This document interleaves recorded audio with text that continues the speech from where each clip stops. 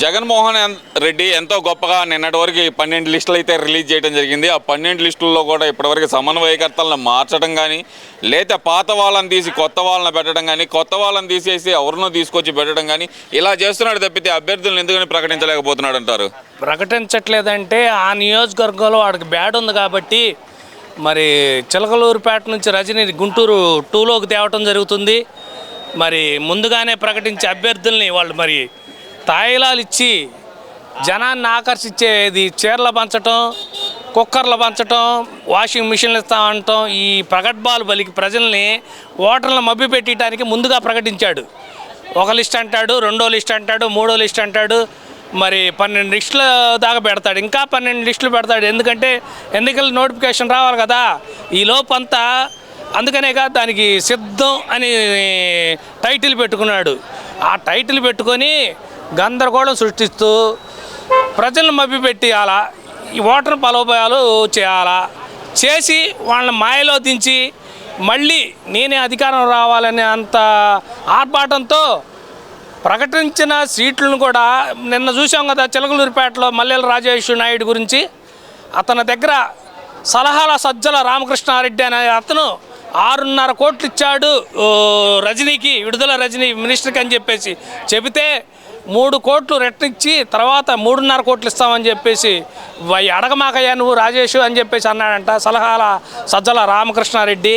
అంటే ఇలాగా మీ పార్టీలో ఉన్న నాయకుల్ని ఎంతమంది ప్రలోభాలు పెట్టి వాళ్ళని మాయ చేసి వారి దగ్గర ఉన్న డబ్బులు కాజేయటం తప్ప రాష్ట్రానికి కానీ ప్రజలకు కానీ ఏది మేలు జరిగే విధానం ఎక్కడా చేయలేదు మీరు సలహాల సజ్జల. అందుకనే ఈ పరిస్థితి తీసుకొస్తున్నావు.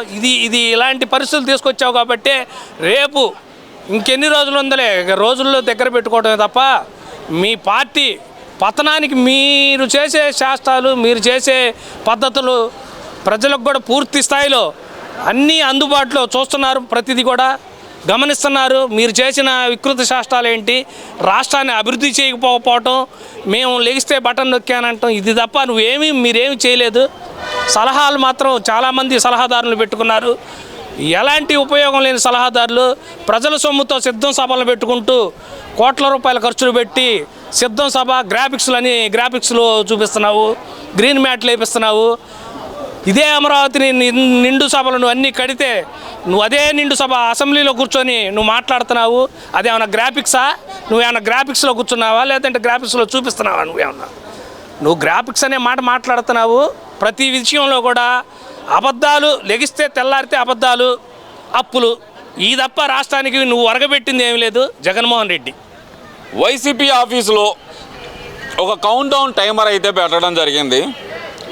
దాంట్లో వాళ్ళు చెప్తుంది ఏంటంటే ఇంకో 72 రోజుల 12 గంటల 16 నిమిషాల 30 సెకండ్లలో ఏదో ఫోటోలు వదులుతున్నారు. జగన్ అనే నేను అనటానికి నేను సిద్ధంగా ఉన్నాను అంటూ ఆయన కౌంట్ డౌన్ టైమర్ పెట్టారు. అంటే రివర్స్ కౌంట్ డౌన్ 72 రోజులు 71 రోజులు అంటే మళ్ళీ నేనే సీఎం అని చెప్పి ఆయన ముందుగానే ప్రకటించుకున్నట్టుంది. ఎలా చూడాలంటారు దీన్ని? నాకు తెలిసైతే ఒక్క పెద్ద నాయకుడు అనేవాడు ఉండడు కూడా ఆ పార్టీలో. ఎందుకంటే అంత అసంతృప్తితో చెందారు. కనీసం వారి నియోజకవర్గంలో పొలాన్ని అభివృద్ధి పని చేయాలంటే ఆ ఎమ్మెల్యే కూడా నాదేముందయ్యా సీఎం గారు చెప్పాలా, సీఎం చెప్తేనే నేను చేస్తానని చెప్పేసి అని ఎమ్మెల్యే కూడా నెరవేరైపోయాడు. ఎందుకంటే వాలంటరీ వ్యవస్థ తీసుకొచ్చారు కదా. ఆ వాలంటరీ వ్యవస్థ ద్వారా ఈ ఎమ్మెల్యేలు అనే వాళ్ళకి ఇలువ లేకుండా పోయింది. ఒక ప్రజాప్రతినిధికి ఇలువ లేకుండా గందరగోళంతో ఒక సీఎంఏ ప్రతిదీ కూడా సీఎం తీసుకోవాల్సిందే. ఇస్తే నిధులు ఇస్తాడు, లేదంటే నీకు నిధులు లేవు అని చెప్పడం తప్ప లేదు నేను ప్రజలకు మేలు చేస్తున్నానంట, ప్రతిదానికి బటన్ నొక్కుతున్నానంట. అసలు ఆయన count down timer, reverse count down timer నేనే సీఎం అవుతాను మళ్ళీ అని చెప్పి అంత ధీమాగా ఎలా చెబుతున్నారు? అంటే ఈ దొంగ ఓటులతో అంటారా, లేదంటే మద్యం పంపిణీ చేస్తారంటారా, లేదంటే మహిళల్ని ప్రలోభపెట్టి అంటారా, లేదంటే కనుక వాలంటీర్లతో బెదిరించడానికి సిద్ధం అనుకోవచ్చు అంటారా? అది ఆల్రెడీ సిద్ధం సభల్లో చూస్తున్నాంగా. మద్యం కానీ డబ్బులు ఇవ్వటం కానీ ఇవన్నీ చేయటం, వాళ్ళు మరి మందు గ్లాసులు కూడా ఆఖరికి ఆ మందు తాగే గ్లాసులు కూడా సప్లై చేయటం జరుగుతుందంటే ఎంత విచిత్రమైన ఒక ముఖ్యమంత్రిని చూసామంటే సిద్ధం సభకి జనం పోవట్లేదు.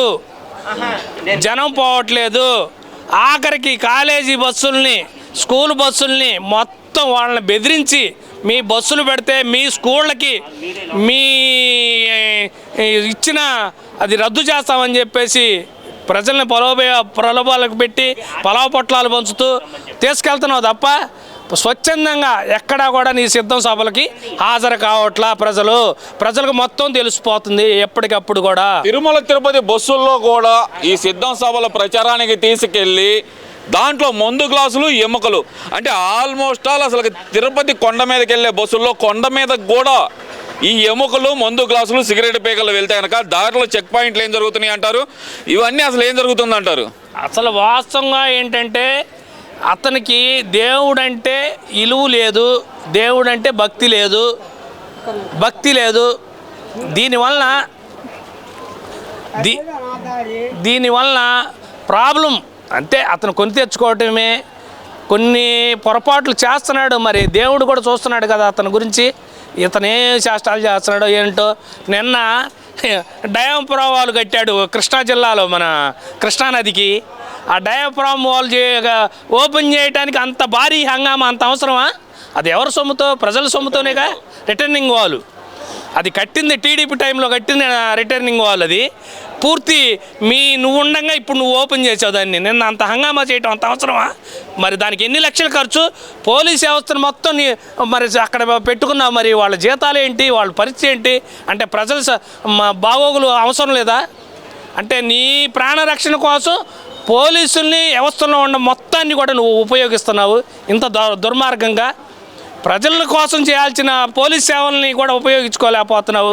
కనీసం పొలాని వారిని మీద కేసులు పెట్టారంటే మా దగ్గర ఇప్పుడు మేము సీఎం గారి డ్యూటీలో ఉన్నామని చెప్పడం జరుగుతుంది. ఇదేనా పోలీస్ వ్యవస్థలో ఉన్న పనితీరు? ప్రజలకు ఉపయోగపడాలి కానీ పోతే పోలీస్ స్టేషన్లో ఒక్క కానిస్టేబుల్ ఉండటం జరుగుతుంది. మరి పోలీసులు ప్రజలు ఇచ్చే ఫిర్యాదులు కూడా తీసుకోకుండా మీరు ఇంత దుర్మార్గంగా చేస్తున్నారంటే ఏంటి పరిపాలన? ఏంటి ఇంత దుర్మార్గంగా మీ పతనానికే తెచ్చుకుంటున్నారు? అంటే రేపు రాబోయే రోజుల్లో 24లో మీ పార్టీ అనేది కనుమరుగైపోతుంది.